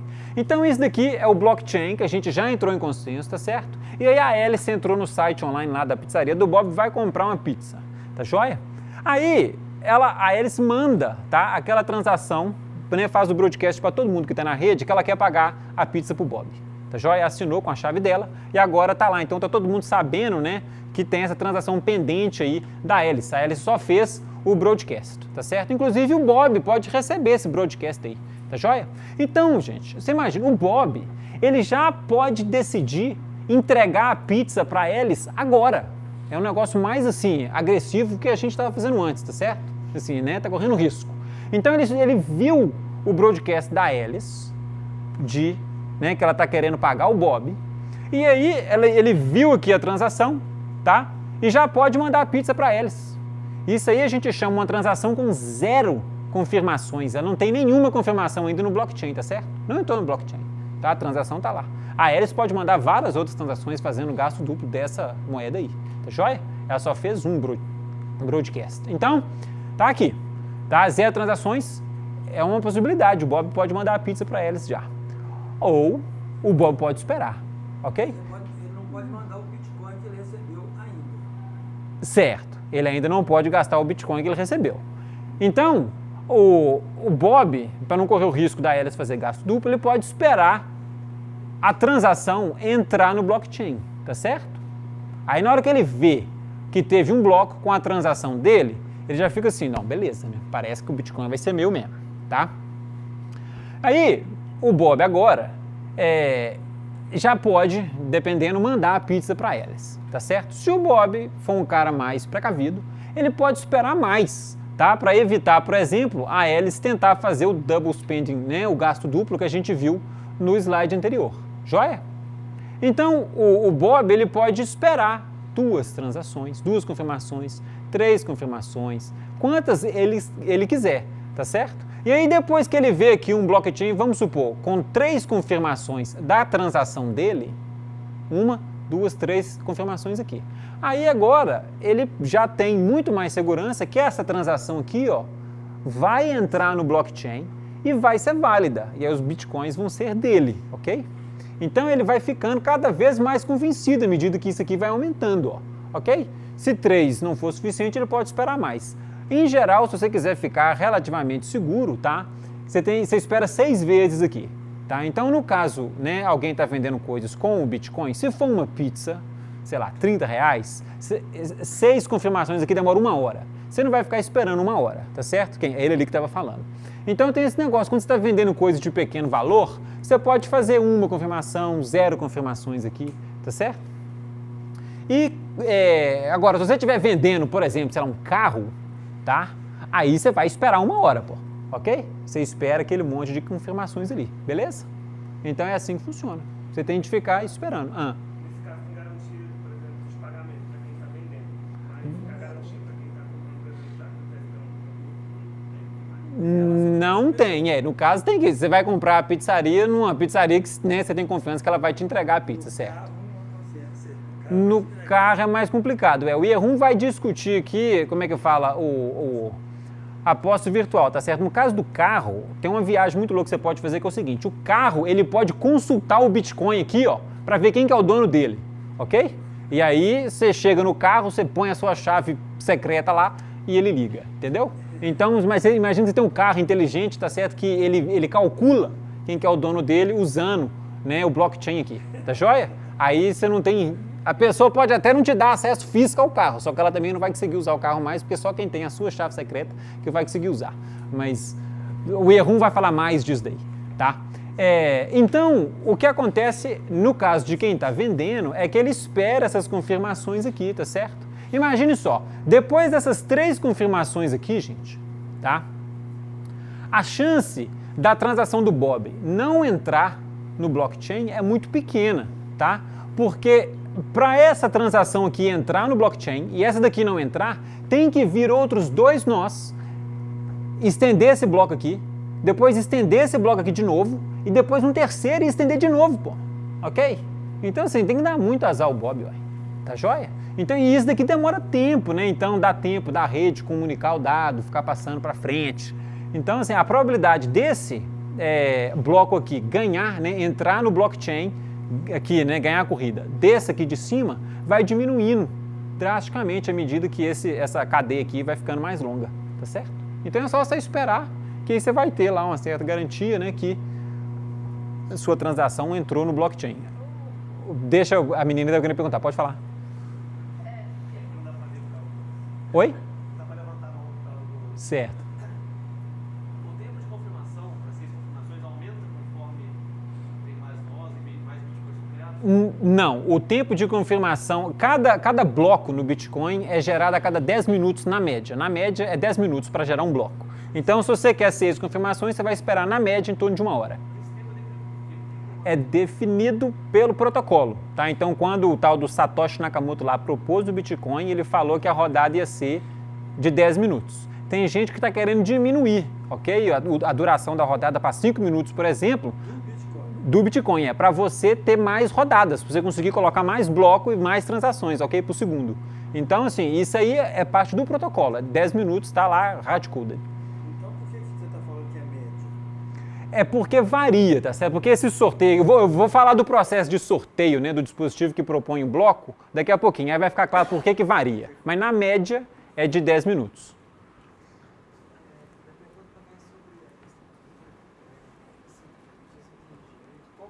Fala um pouquinho mais alto. Quando um bloco vai entrar no blockchain, Aham.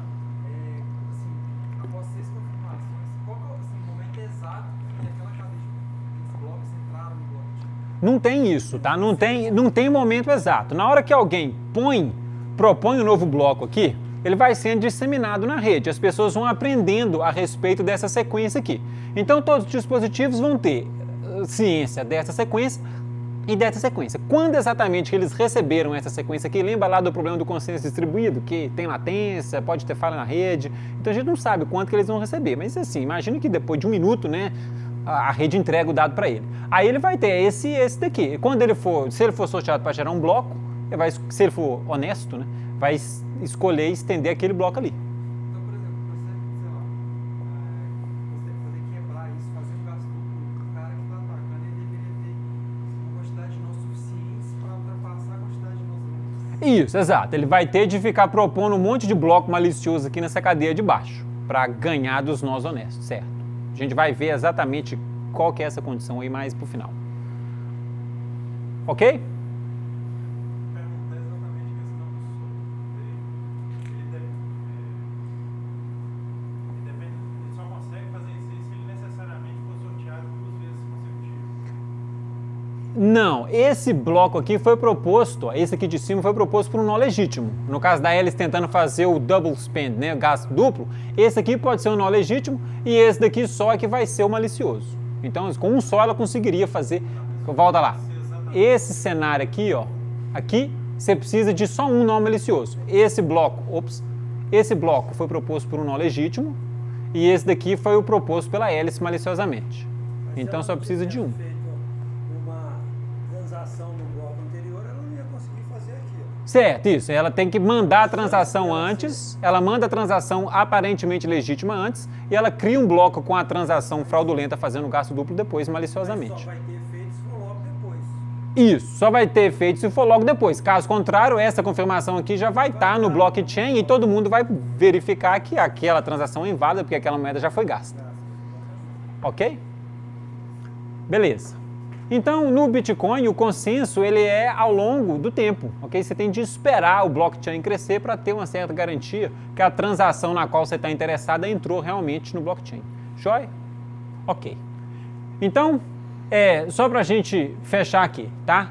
A proteção contra transações inválidas, ela é criptográfica, tá? Então ninguém consegue roubar moeda dos outros por causa das assinaturas digitais, ok? Então isso aí é garantido criptograficamente e garantida via consenso, tá? Então se alguém tentar forjar a sua assinatura, todo mundo que está na rede vai verificar que a assinatura forjada não bate e não coloca isso daí no blockchain, tá joia? Então, né, criptografia garante a posse das moedas e, né, o blockchain não deixa as transações inválidas entrarem lá no histórico de transações. A outra coisa aqui é que a proteção contra o gasto duplo é puramente via consenso, é esse algoritmo aí da gente sortear os dispositivos e ir crescendo o blockchain, tá joia?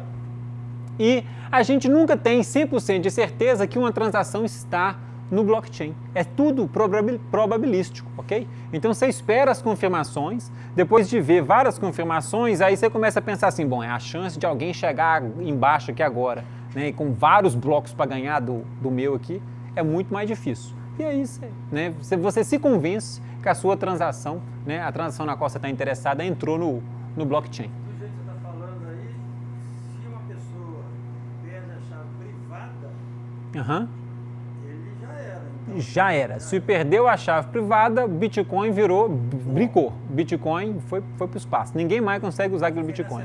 Inacessível, é. Ok?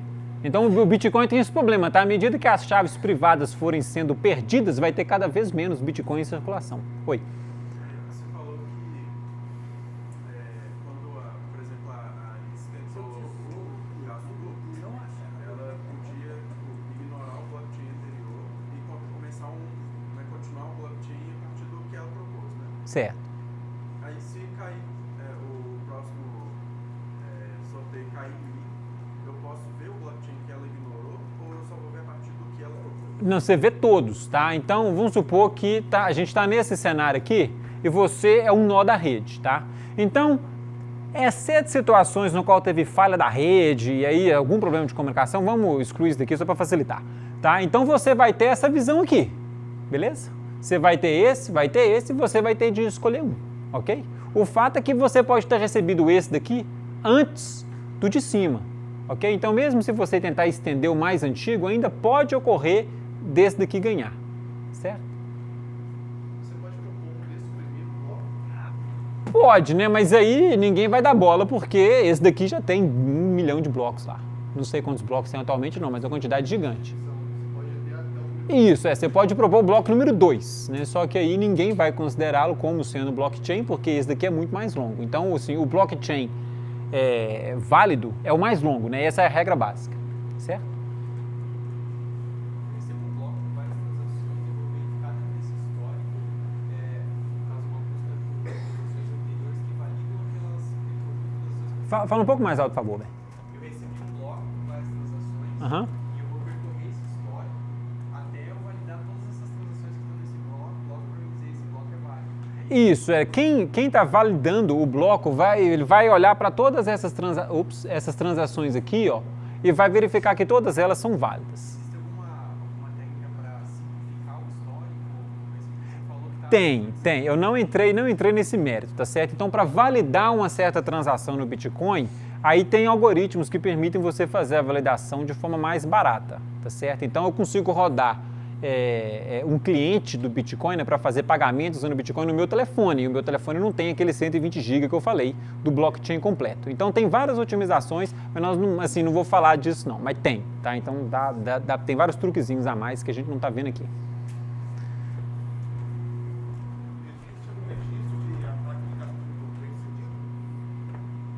Não tem gasto duplo, tá? Assim, pode ter tido tentativas, pode ter alguém que mandou a pizza, tá? A pessoa recebeu a pizza e a transação dela não entrou no blockchain. Mas se você for lá no Bitcoin hoje e pegar o Bitcoin mais longo aqui, o blockchain mais longo, todas as transações são válidas. Não tem nenhuma moeda gasta 2 vezes, né? O que pode ter acontecido é alguém ter mandado uma pizza na hora que ele viu isso aqui. Esse cara ficou no preju. Mas o blockchain, ele não tem uma moeda gasta 2 vezes, ok? Todas as transações lá são válidas. Isso, ok? Algumas vezes, quando a rede está congestionada, a transação demora cerca de 4 horas. Aí você falou que é sempre 1 hora. Esse congestionamento é para a sua transação entrar no bloco? Isso, exatamente, tá? É porque uma coisa que tem no Bitcoin hoje é que tem muitas transações pendentes. E esse bloco aqui, ó, ele tem tamanho finito. Então, a sua transação, você faz o broadcast dela, todo mundo sabe que você está querendo fazer aquela transação. Só que os blocos estão sendo propostos na média, um a cada 10 minutos. Então, pode demorar um tempão até um bloco com a sua transação ser proposto. Então, isso aí demora, ok? Essa proposição é pela taxa que você paga lá neles. Isso, quanto maior a taxa que você paga, nós vamos falar da taxa daqui a pouquinho, mais rápido eles vão colocar a sua transação no bloco. Ok? Então, é isso aqui, gente, o consenso distribuído. A última coisa que falta para a gente falar agora são os incentivos e a prova de trabalho, ok? Então, eu falei para vocês que a gente tem esse algoritmo mágico de sortear um dispositivo para propor o bloco, tá certo? Então, agora nós vamos ver exatamente como que isso daí funciona, tá? Então, né, a gente estava supondo que os nós, eles são honestos, tá certo? Mas essa suposição de que os nós são honestos é problemático, em particular quando você está mexendo com dinheiro. Tá certo? Você está mexendo com dinheiro, todo mundo agora, inclusive com as assinaturas digitais aí, anônimo, vai querer, né, dar um despertão e tirar vantagem. Se for possível, vai tirar vantagem, não vai ficar lá panguando. Então, supor que o nó é honesto não funciona muito bem. Então, você pode pensar que a gente pode querer penalizar o dispositivo que propôs esse bloco falso aqui, ó. Ok? Então, olha só, tem o blockchain, o cara tentou fazer o double spending attack aqui, agora você pode vir aqui e tentar ir atrás desse cara, tá certo? Só que é muito difícil você vir atrás do indivíduo que propôs esse bloco aqui, porque você nem sabe quem que foi, pô, tá certo? Assim, ele pode ter várias identidades falsas, então você tentar ir atrás desse cara aqui e penalizá-lo, não funciona direito, tá? O que o Bitcoin faz é o seguinte, ele recompensa os nós que proporam os blocos corretos aqui, ó, tá certo? Então, todo mundo que propõe o bloco correto, que entrou nessa cadeia principal aqui, é que vai ser recompensado, tá certo? Imagina então que tem um dispositivo malicioso, colega da Alice, tá? Que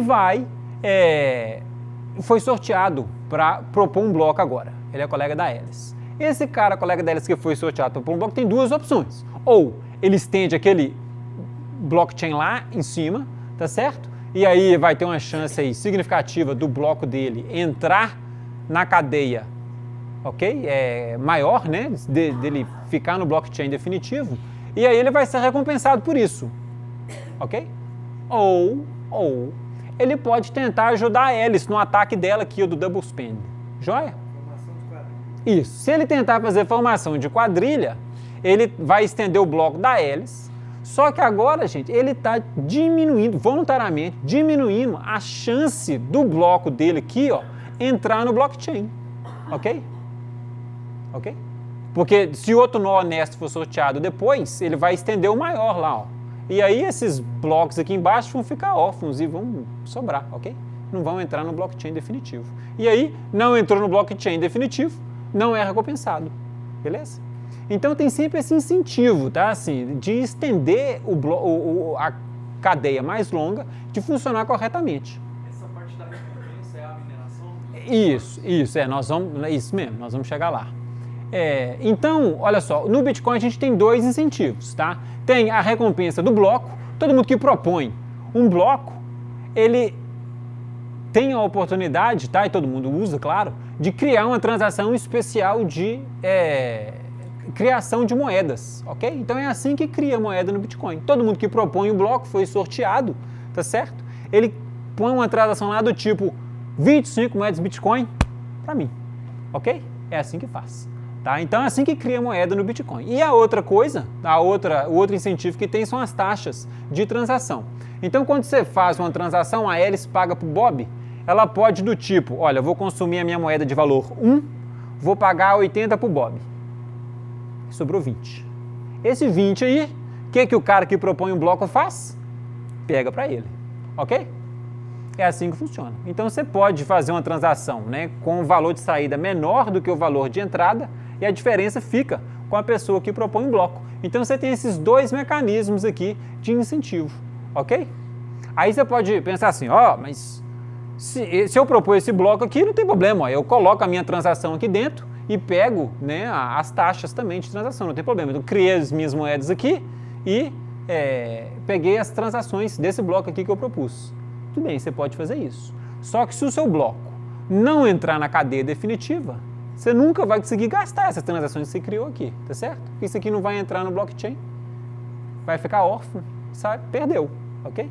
Então o único jeito no qual você consegue utilizar as moedas que você criou é se o seu bloco entrar nessa cadeia definitiva aqui em cima, beleza? Então por isso que tem, né, o incentivo realmente incentiva você a funcionar corretamente e estender esses blocos aqui, só criar transações válidas, né, e estender a cadeia mais longa, joia? Então esse é o incentivo, né, que o Bitcoin tem, beleza? E o último problema que tem aqui agora, então, gente, para a gente discutir, é como que a gente escolhe um nó aleatoriamente, considerando que um agente malicioso pode criar várias, infinitas, identidades falsas, tá certo?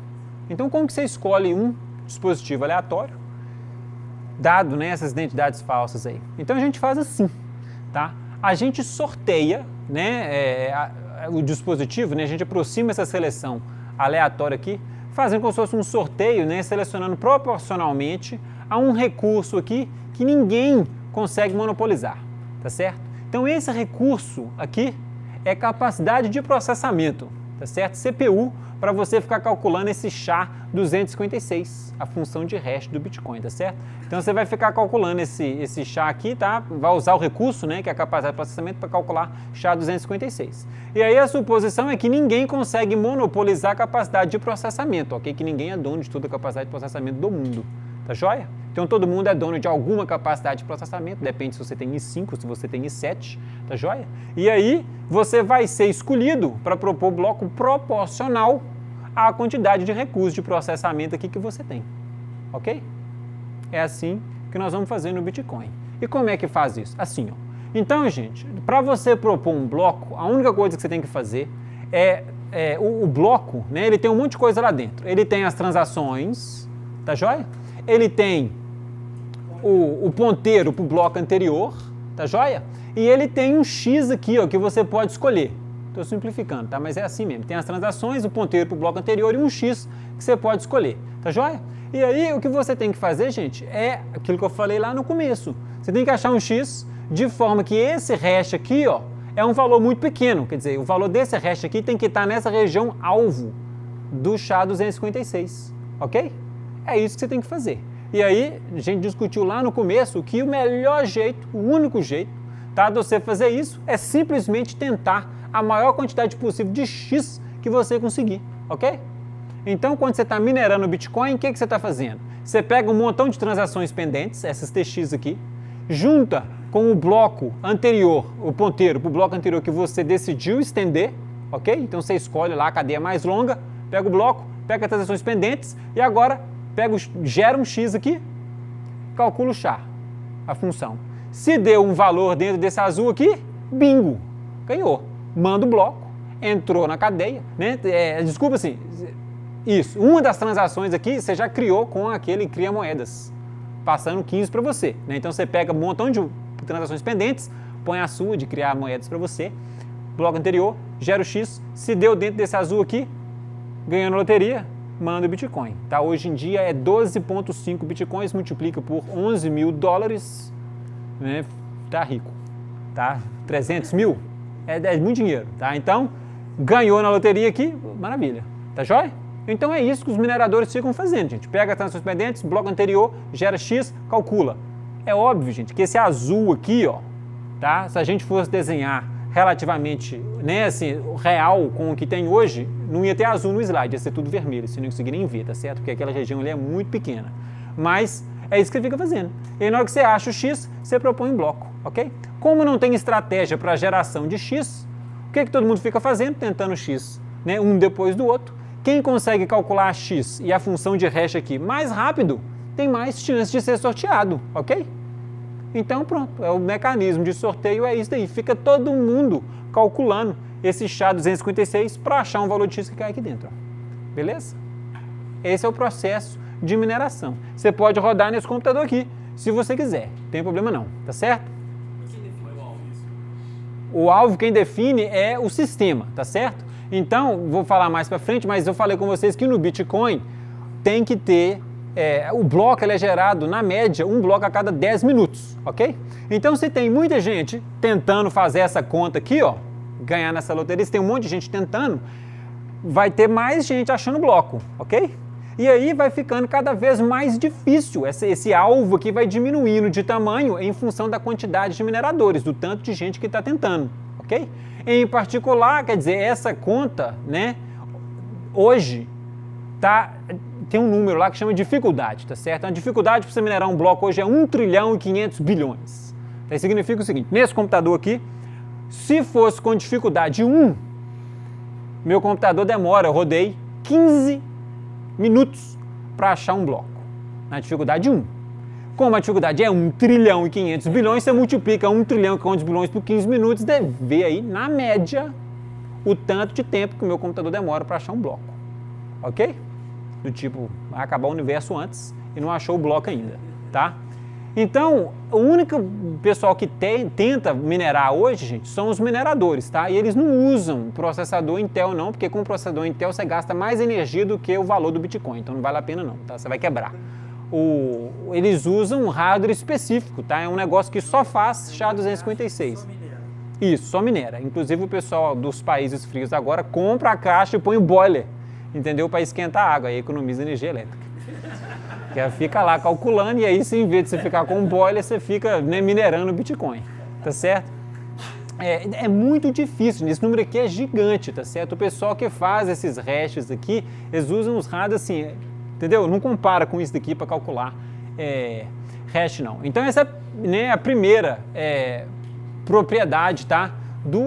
Da prova de trabalho. A segunda é que a dificuldade tem que ser configurável, tá? Que é aquele negócio dos 10 minutos. Então, o protocolo do Bitcoin quer que, na média, tá, um bloco seja gerado a cada 10 minutos. Então, se tem mais e mais gente tentando minerar, imagino que eles vão achar blocos mais rápido, né? Porque tem mais gente tentando. E aí, o que acontece é que essa dificuldade aqui aumenta. Ó. Hoje, cedo, quando eu fui atualizar, esse número aqui estava em 1 trilhão e 900 bilhões. Como o valor do Bitcoin caiu, o pessoal está minerando outra coisa agora, tá? Sei lá, minerando Bitcoin Cash, tá certo? Então eles vão mudando, né, em função do valor. Agora o valor do Bitcoin está aumentando de novo, esse troço aqui pode aumentar, né, a mais. A terceira propriedade que a gente quer é a propriedade da justiça, quer dizer, cada minerador vai ser sorteado, né, vai ter a oportunidade de propor um bloco proporcional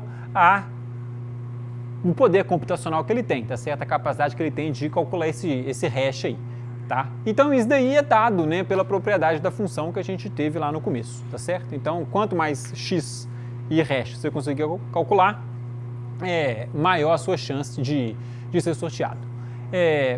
E a quarta propriedade é que tem que ser fácil de verificar, tá certo? Então se eu, por exemplo, não sou um minerador, eu só quero usar o Bitcoin. Eu quero verificar se a transação, por exemplo, que eu estou interessado entrou no blockchain. Então, isso daí não precisa ser 1 trilhão de dificuldade, tá certo? Eu só quero verificar que a transação está lá, então isso daí tem que ser baratinho. E tá certo? Então, né, tem essa, a verificação aqui, ó, tem que ser fácil de fazer. Joia? Então, isso é assim que a gente sorteia no Bitcoin, por isso que tem o processo de mineração, tá joia? Aí o nó propõe, né, com as transações, e a gente vai estendendo o mais longo. Então, a suposição chave, tá? Assim, principal para o Bitcoin funcionar é que como é que fala? Não, os nós maliciosos, tá? Eles não são maioria da rede, ponderada pelo poder de capacidade de calcular hash, tá certo? Então, se você tem maioria do poder de cálculo de hash com os nós honestos, eles vão sempre ganhar a corrida do blockchain mais longo, tá joia? E aí o Bitcoin funciona. Então só se tiver uma conspiração de alto nível dos mineradores poderosos. Isso, se tiver uma conspiração de mineradores poderosos, né, que controla mais de 51%, aí eles vão conseguir estender a cadeia deles mais rápido do que dos nós honestos, não consegue roubar. Ele consegue que assim, o sistema para de funcionar, tá certo? Ele não consegue roubar nada de ninguém, porque não tem a chave secreta, mas ele pode, por exemplo, negar serviço para todo mundo. Então, o sistema perde a utilidade, tá certo? Então, por isso que quando tem... Porque os mineradores, eles costumam agrupar, tá certo? né, eles fazem um pool de mineradores que chama, né? Faz um grupão e aí todo mundo minera junto, tá? Aí na hora que o grupo é sorteado, eles dividem, né, proporcional ao poder de computacional de todo mundo que está naquele grupo ali. Então, quando esses grupos vão crescendo muito, né, imagina, tem grupo que é 40%, tá, do poder de hash. Quando esse grupo vai crescendo muito, vai chegando perto de 50%, todo mundo começa a ficar assim, meu Deus, vai ficar muito grande. E aí, o pessoal do próprio grupo começa a chutar uns caras fora, pô, entendeu? Porque se o grupo crescer para mais de 50%, tira a credibilidade da rede inteira. Então no Bitcoin tem essa, como é que fala? Esse contexto aí, como é que isso, né, o pessoal, eles ficam lá olhando o que está acontecendo e vão meio que contornando essa situação aí. Então isso daí é meio que pessoal, né? Imagina, olha só, gente, o nosso grupo aqui está ficando muito grande, se ficar desse jeito não dá, vamos partir em 2. E aí parte em 2, entendeu? Então isso já aconteceu uma vez, teve um pool que estava chegando próximo de 50%, porque ele era bom demais, as vantagens eram muito grandes, então todo minerador queria entrar naquele grupo lá. Aí ele foi crescendo, na hora que ele ficou muito grande, eles pioraram, ok? As condições, né? E aí os mineradores foram para outros grupos, e aí meio que dá uma dividida, melhora. Joia? Então, só tocar aqui, tá? Então, o Bitcoin, gente, a gente usa hoje para fazer pagamentos, tá? Mas essa tecnologia do blockchain que a gente viu hoje aqui tem várias utilidades, tá? Então, tem problemas de regulamentação, tá, joia? Então, todos os governos do mundo controlam, tá? A entrada e saída de capitais, né, dos países, tá certo? O Bitcoin impede esse controle, tá, joia? Então, quer dizer, vários governos já estão começando a regulamentar o Bitcoin. Outro problema de regulamentação é que o Bitcoin facilita práticas ilícitas, tá? Compra de drogas, essas coisas, tipo aquele Silk Road lá. Então, né, você tem de regulamentar isso daí também, talvez. O Bitcoin tem potencial para substituir várias tecnologias existentes, tá? Por exemplo, o banco tá aqui, ó, tá? Cartório, tá joia? Toda vez que você vai transferir um imóvel, a única coisa que o pessoal tá fazendo é colocando lá no blockchain, só que não tem blockchain, fica lá no cartório, naquele livro lá, tá certo? Então, em vez de pôr lá no cartório, você pode pôr no blockchain, a mesma coisa, pô. Falando quem que é dono do apartamento que está na rua X. Serve para comércio, né? Fazer compras e vendas, dá para fazer loteria, votação, dá para fazer contrato inteligente, aquele carro inteligente que eu falei, né? Que olha no blockchain quem que é o dono dele, tá? Então, o Ierum vai falar disso daí mais na sexta-feira, tá? Das implicações do Bitcoin. Tentei aqui passar para vocês a ideia, né, de como que funciona por baixo, lembrando de novo que tem mais detalhes lá no curso de Princeton, joia? Aí a gente tem mais tempo para pergunta, gente, para quem, se vocês tiverem. Se não tiver pergunta, obrigado. Oi, pode falar. Esse switch da blockchain pegar a tecnologia ou independente do Bitcoin. Isso. Você acredita na existência independente? Ou, como você acabou de falar no slide anterior, o sistema de recompensa do Bitcoin acabou sendo muito bom para o blockchain funcionar. Isso. Envolveu dinheiro, então a gente foi para frente. Essa separação, como pode chegar? Tem, olha só, o Bitcoin é uma moeda, né? Tem um site na internet onde você vê várias outras criptomoedas e outras criptomoedas têm outros fins, tá certo? Então tem o Ripple, por exemplo, que é utilizado para facilitar a transação entre bancos. E o Ripple, ele tem uma empresa que está por trás, então ele não é totalmente descentralizado igual o Bitcoin, então é uma empresa que criou todas as moedas, tá certo? Aí você pode ir lá e comprar as moedas e passar essas moedas para frente. É como se fosse um token, né, de autenticação de transação bancária. Esse é o uso mais comum. E aí, você pode fazer outras moedas, tá? Para outros fins. Então, eu acho que vai acabar sendo incorporado aí para outros usos também. Isso uma coisa como o Bitcoin ou outras moedas maiores, elas não quero falar. Depende muito da capacidade de processamento enorme. O Bitcoin, sim. Tem outras moedas que não precisam, tá, de capacidade de processamento muito grande. E porque o Bitcoin, como eu falei, esse SHA-256 aí, o pessoal hoje em dia faz data center, né, que queima lá terawatts de potência só para ficar calculando né, esses hashes e minerar Bitcoin. Então, você, né, assim, tá consumindo recurso, né, meio ambiente aí detonando, para ficar minerando Bitcoin que não tem uso prático nenhum. Então já tem criptomoedas alternativas a prova de trabalho tem alguma utilidade, entendeu? É do tipo rodar fatoração de primo, né? Então eles têm problemas de prova de trabalho que são úteis. Então essa é uma abordagem, né? E tem as criptomoedas que não são baseadas em prova, a prova de trabalho não é baseada em poder computacional. Você faz é baseada em outra coisa, né? Então a conta mesmo é baratinha ali, só que, como é que eu falo? O consenso, né, as garantias vêm de outra forma.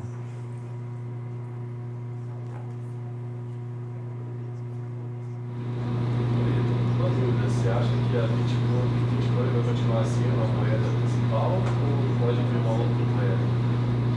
Olha, não sei. Vou, assim, uma coisa que a gente pode fazer, dado o que foi exposto aqui, você pode fazer a seguinte conta, tá? E aí você interpola. O Bitcoin hoje tem um bloco, tá certo? E aquele bloco tem tamanho finito.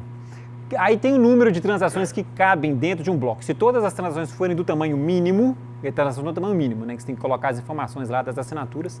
Então, se você encher um bloco de tamanho de transações com tamanho mínimo, você vai ter o máximo de transações em um bloco, ok? E o protocolo, ele diz que o bloco ele é criado a cada 10 minutos, na média. Então, você consegue calcular a taxa de transações por segundo que o Bitcoin consegue processar, ok? É 7 transações por segundo. 7 transações por segundo é ridículo, tá certo? Então, assim, aí, quer dizer, o que vai acontecer mais para frente? Pode vir outra moeda, ou eles podem mudar o protocolo do Bitcoin, ok? Mudar o protocolo do Bitcoin é muito complicado, né? Toda vez que tenta mudar o protocolo, dá uma bafafada nada, e aí flutua o valor, etc. Mas alguma coisa vai ter de acontecer. Então, assim, você pode ter outras moedas que sejam mais atrativas que o Bitcoin, e aí o Bitcoin cai em desuso. Ou talvez o Bitcoin já tem tanto capital investido que vai, né, continuar para frente. Aí o que vai acontecer realmente eu não sei. E você tem coisas na imprensa, nos grupos, tudo falando que vai continuar do jeito que está, e outros falando que isso aí é uma bolha, que daqui a pouco está todo mundo pobre. Tem, o Bitcoin teve a 18 mil dólares, foi para 8 e agora está em 11, né? Então, assim, varia muito, dependendo de quando você compra. Isso, e dependendo de quando você compra, você lucra. Então, assim, é investimento de alto risco, né? Pode falar. É? Você investe em Bitcoin? Eu não tenho Bitcoins, Ok? Mais uma pergunta, gente? Não? Então, beleza, obrigado. Qualquer coisa, me manda e-mail.